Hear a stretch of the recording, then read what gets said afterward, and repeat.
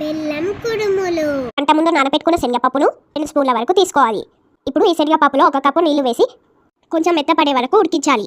ఇది ఉడుకుతూ ఉంటుంది. మనం బెల్లంని కరిగించుకుందాం. దీనికోసం 1 కప్ బెల్లంని తీసుకొని 1/2 కప్ నీళ్లు పోసుకొని బెల్లంని కరిగించాలి.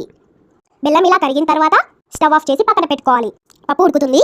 ఇప్పుడు ఇందులోకి పచ్చి కొబ్బరి తురుమును వేసుకోవాలి. 1 స్పూన్ వేసుకున్నాను. కరిగించిన బెల్లంని వడకట్టుకొని పోసుకోవాలి. ఇప్పుడు అంతా ఒకసారి కలుపుకొని బాగా ఉడికించాలి. ఒక 1 మినిట్ బాయిల్ అయిన తర్వాత ఇందులోకి 1 కప్ బియ్యం పిండిని తీసుకోవాలి. నేను పొడి బియ్యం పిండిని తీసుకున్నాను. మీరు ఉంటే తడి బియ్యం పిండిని తీసుకోండి. ఇప్పుడు స్టవ్ ఆఫ్ చేసి ఒకసారి అంతా బాగా కలుపుకోవాలి. పిండి మొత్తం బెల్లంలో కలిసేలాగా కలుపుకోవాలి. ఇప్పుడు ఒక 1/2 స్పూన్ ఇలాచీ పౌడర్ను అలాగే 1 స్పూన్ నెయ్యిని వేసుకొని ఒకసారి కలుపుకోవాలి. ఇప్పుడు ఈ పిండినంతా చేతితో ఒకసారి కలుపుకొని కుడుములని చేసుకుందాం. దానికోసం ఈ ఇడ్లీ ప్లేట్ తీసుకొని కొంచెం నెయ్యి రాసుకొని కుడుములను వీడియోలో చూపించిన విధంగా చేసుకోవాలి. ఇలా అన్ని చేసుకొని రెడీగా పెట్టుకోవాలి. ఇవి స్టీమ్ చేయడానికి ఇప్పుడు ఒక గిన్నె తీసుకొని ఇందులో 1 గ్లాస్ వాటర్ వేసుకొని ఇడ్లీ ప్లేట్ని ఆ వాటర్లో పెట్టుకోవాలి.